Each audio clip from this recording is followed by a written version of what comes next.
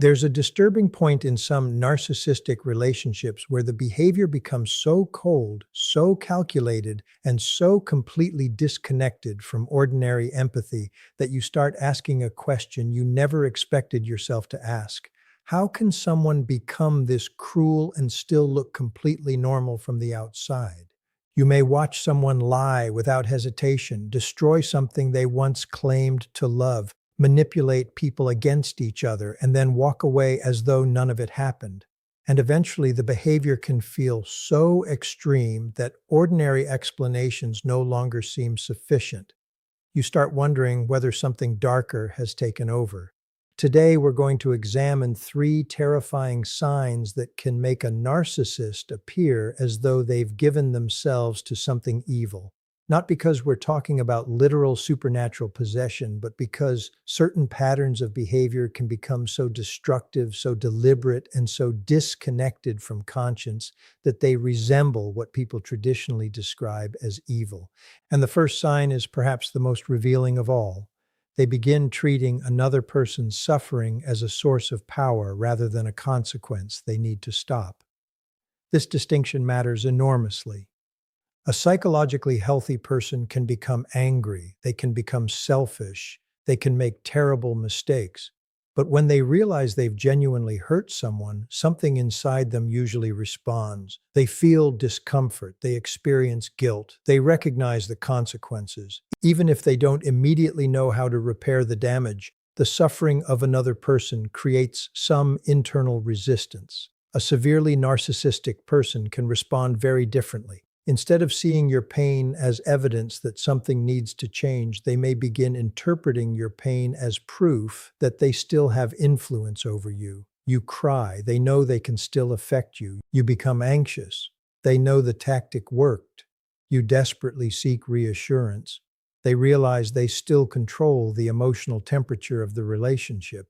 This is where something psychologically disturbing begins happening. Your suffering stops being an unintended consequence. It becomes information. They learn which words hurt you, which memories trigger you, which insecurities make you question yourself, which forms of withdrawal make you chase them. And once that information becomes part of their understanding of you, the relationship can become increasingly dangerous emotionally. Because now they don't simply know you, they know how to destabilize you. Here's why this can feel so terrifying. The same person who once learned your vulnerabilities through intimacy may eventually use those vulnerabilities against you. The things you told them because you trusted them can become weapons. The fears you revealed because you felt safe can become ammunition. The insecurities you hoped they would help you heal can become the exact areas they attack when they want control. This is one of the darkest reversals that can happen inside a toxic relationship. Intimacy is supposed to create safety, but in a destructive dynamic, intimacy can become intelligence.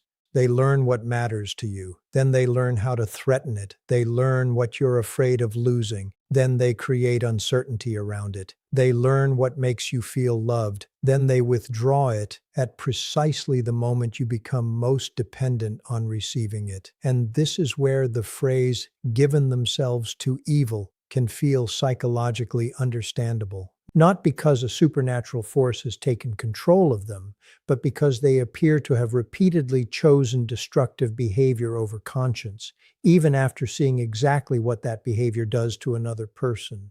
And that brings us to the second sign. They stop needing to believe their own lies. This is a subtle but extremely important difference. Earlier in a narcissistic relationship, manipulation may involve genuine self-deception. They may actually believe parts of the story they're telling. They may convince themselves that you caused the problem, that their behavior was justified, or that they were simply reacting to something you did. But over time, some individuals become much more calculated. They know the truth. They know what happened. They know what they said. They know what they did. And yet they deliberately construct a different version of events because the false version benefits them. That is a different level of manipulation. It isn't confusion, it's strategy. And when someone can look directly at the consequences of their behavior while continuing to distort reality for personal advantage, the relationship can become extremely difficult to repair because you aren't simply dealing with someone who misunderstands what happened. You're dealing with someone who may understand exactly what happened and still choose the version of reality that protects them. This is why arguments with severely manipulative people can feel so surreal. You can have screenshots, you can have conversations, you can remember exactly what happened, and yet they confidently tell you that it never happened that way. Not because the evidence is unavailable, because accepting the evidence would require accepting responsibility, and responsibility threatens the identity they've built. This creates an exhausting psychological environment where you're constantly being forced to defend reality itself.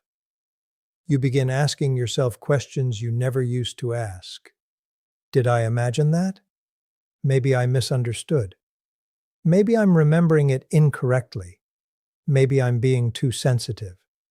And this is where the manipulation becomes especially damaging, because once someone repeatedly causes you to distrust your own perception, they don't need to control every decision you make. They only need to make you uncertain enough that you stop trusting yourself. And the moment you stop trusting yourself, they become much easier to influence. But there is still one final sign, and it may be the most disturbing of all, because it reveals what happens when the narcissist no longer needs the relationship for connection, validation, or even admiration. They simply want control for its own sake. And when that happens, the relationship can enter an entirely different psychological territory. The third sign is where this pattern can become especially disturbing. They begin destroying what they cannot control, even when there is nothing left to gain from the destruction. This is an important distinction because ordinary conflict usually has an objective. Someone wants an apology. They want recognition. They want a decision changed. They want something repaired. But destructive narcissistic behavior can sometimes continue even after the original disagreement has already ended. The argument is over. The relationship is already falling apart. You have stopped fighting, and yet the attacks continue. Why? Because the objective may no longer be reconciliation. It may be punishment, retaliation, or restoring a sense of superiority. This is where many empaths become completely confused. They think, if they don't want me anymore, why are they still trying to hurt me? Because wanting someone back and wanting control over how they leave are two completely different things.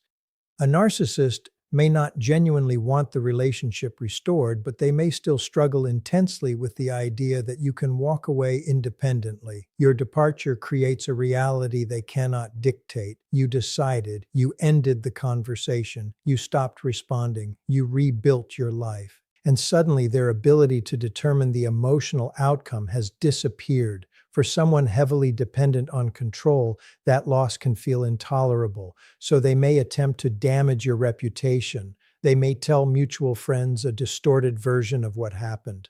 They may portray themselves as the victim. They may suddenly reveal private information. They may provoke you through social media. They may create unnecessary conflict around things that should have ended peacefully. The common thread isn't simply anger. It's the refusal to allow you to leave on your own terms. This is why one of the strongest protective responses is refusing to participate in the performance. You don't have to correct every false story. You don't have to convince every person. You don't have to respond to every accusation. And you certainly don't need to prove your goodness to someone committed to misunderstanding you. Sometimes the most powerful response to manipulation is simply refusing to provide additional material for it. Because every emotional reaction gives the conflict another chapter. Every angry explanation creates another sentence they can reinterpret. Every attempt to defend yourself creates another opportunity for the conversation to continue. This doesn't mean you should ignore genuine threats or serious harassment. If someone is threatening your safety, stalking you, or escalating into dangerous behavior, the priority is practical safety and appropriate support, not psychological games or trying to remain perfectly calm. But in ordinary emotional manipulation, there is an important principle to remember. You don't have to attend every argument you're invited to. And this connects directly to the first two signs we discussed. When someone begins treating your suffering as information, when they knowingly distort reality, and when they become determined to damage what they cannot control, you're no longer dealing with a simple disagreement. You're looking at a pattern of behavior that requires serious boundaries. There's another layer to this that people often overlook. The most dangerous part isn't always what the narcissist does to you. Sometimes it's what their behavior gradually teaches you to believe about yourself. You begin believing that love means endurance, that loyalty means unlimited forgiveness, that compassion means tolerating repeated disrespect, that understanding someone's trauma means accepting the behavior produced by that trauma. And slowly your standards begin shrinking. This is where the empath can become trapped, because the more compassionate you are, the easier it can become to explain someone else's behavior. They had a difficult childhood. They don't know how to communicate. They were hurt before. They're afraid of abandonment. All of these things may be true, but none of them automatically make harmful behavior acceptable. Understanding a cause is not the same as approving the outcome, and this may be one of the most important lessons in the entire discussion. You don't need to determine whether someone is evil before deciding their behavior is unsafe for you. You don't need a supernatural explanation. You don't need a diagnosis. You don't need to prove that they're a narcissist. You only need to observe what repeatedly happens when you establish reasonable boundaries. Do they respect them? Do they negotiate respectfully? Do they take responsibility? Do they change their behavior? Or do they punish you for having the boundary? That answer tells you far more than a label ever could. There's also something fascinating that happens when an empath finally stops trying to rescue someone from their own darkness. The narcissist may initially become more aggressive. They may accuse the empath of abandoning them. They may say she has changed. They may call her selfish. They may claim she has become cold. But sometimes what they're really experiencing is the loss of a person who constantly softened the consequences of their behavior. She listened. She forgave. She explained, she stayed, she gave another opportunity, and eventually she realizes something devastatingly simple. Her empathy was never supposed to be a permission slip for someone else to keep hurting her. That's when the entire dynamic begins changing. She stops asking, "How can I make them understand?" and starts asking, "What does their behavior tell me?" That question is transformative. Because behavior is often clearer than explanations. Someone can tell you they love you, but if they repeatedly violate your boundaries, the behavior is information. Someone can tell you they regret hurting you, but if the same behavior keeps happening, the behavior is information. Someone can tell you they have changed, but if the pattern returns whenever they feel secure again, the behavior is information. And once you learn to trust patterns instead of promises, manipulation becomes much harder to sustain. This is also where the phrase "given themselves to evil" needs to be understood carefully. A person doesn't become morally dangerous because they have one bad day. They don't become irredeemable because they struggle with narcissistic traits. The truly concerning pattern is persistent willingness to cause harm, deny reality, exploit vulnerabilities, and avoid responsibility despite repeatedly seeing the consequences. That is what should concern you, not the label, not the dramatic story, the behavior. And when you recognize that behavior, your responsibility isn't to defeat the person, it's to protect yourself. Because sometimes the most powerful response to destructive behavior isn't exposing it, confronting it, or trying to change the person responsible. It's removing yourself from the environment where their behavior can continue affecting you. And that's exactly where the final part of this story becomes important. Because once the empath stops participating, something happens that the narcissist may never have expected. The source of control disappears. The emotional reactions disappear. The explanations disappear. The constant availability disappears. And suddenly, the person who spent so much energy trying to control another person's emotional world is left confronting something they cannot manipulate. A person who has finally stopped needing them to change. And this is where the entire dynamic reaches its most important point, because when an empath finally stops participating in destructive behavior, the narcissist loses something far more significant than attention. They lose access to the emotional system they once depended upon. They can no longer predict which words will make her chase them, which accusations will make her defend herself, or which moments of affection will make her forget everything that happened before. The old mechanisms begin failing one after another, and what remains is a person who can no longer be controlled in the familiar ways. This is where the empath's transformation becomes visible. She doesn't necessarily become louder. She doesn't become cruel. She doesn't need to expose anyone. She doesn't spend her days trying to prove that the narcissist is a bad person. Instead, she becomes incredibly clear about what she will participate in. If the conversation becomes disrespectful, she leaves it. If someone repeatedly lies, she stops arguing about the lie. If someone violates a boundary, she doesn't spend months explaining why the boundary matters. If someone continually causes chaos, she stops volunteering herself as the person responsible for restoring peace.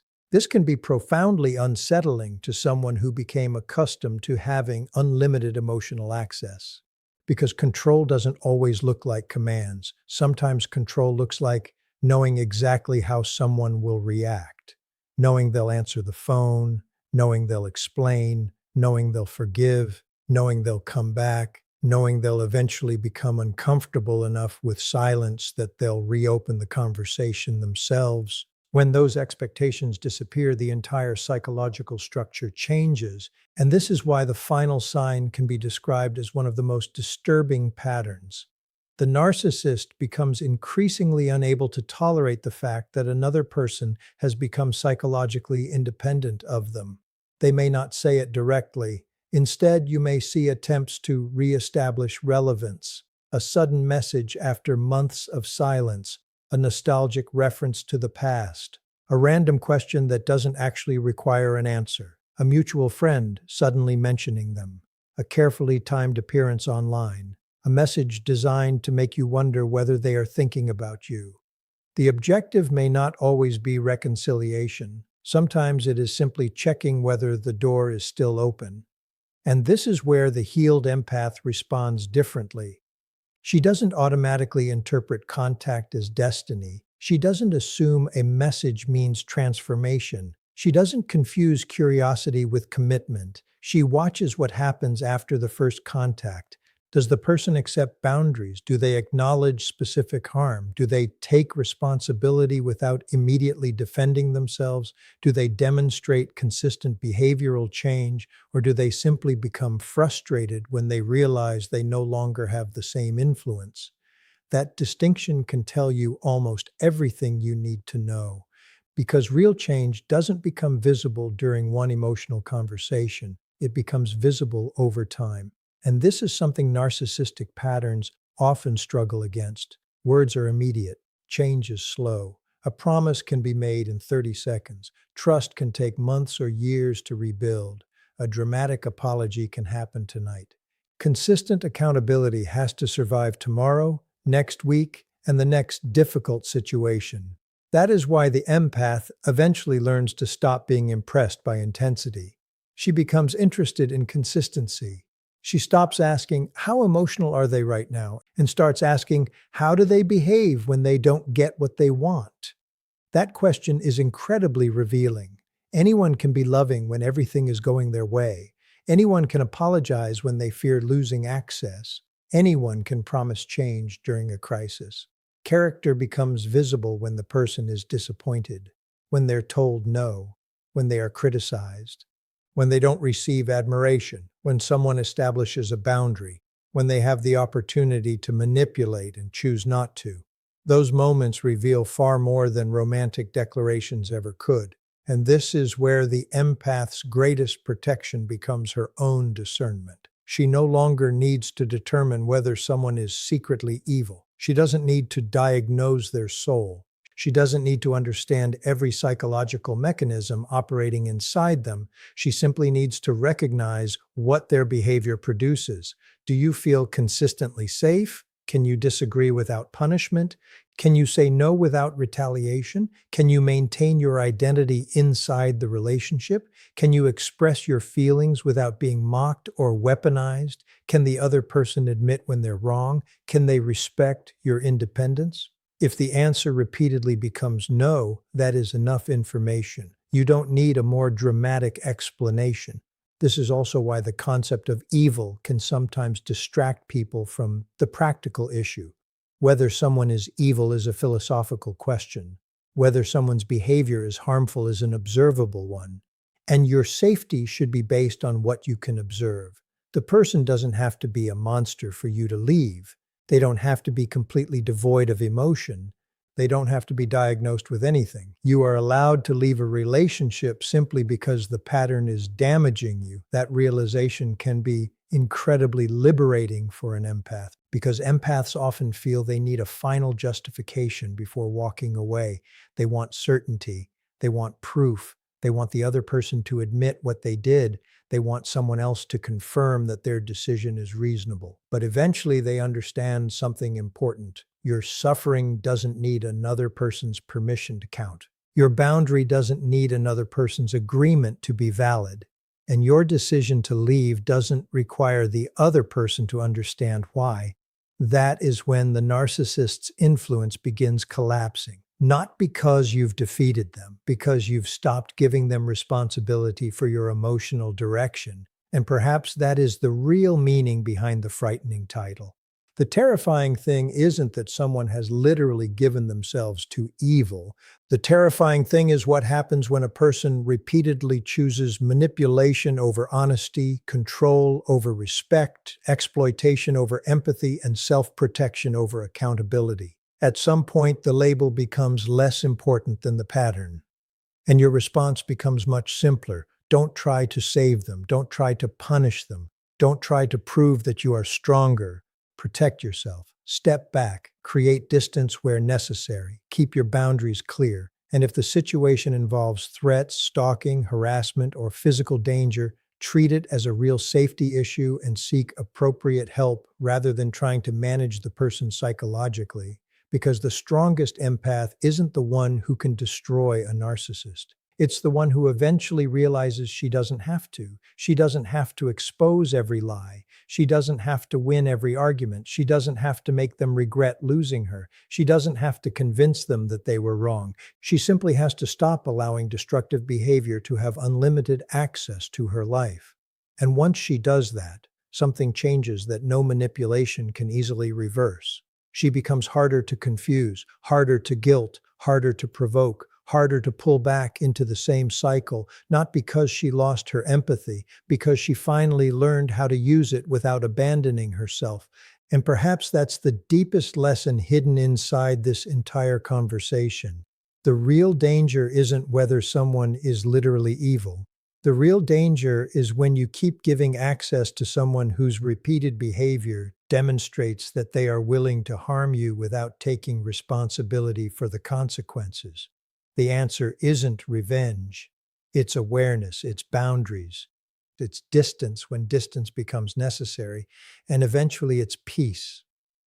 Because the moment you stop trying to understand why someone keeps choosing darkness and start paying attention to what their choices are doing to your life, you become free to make the decision that protects you.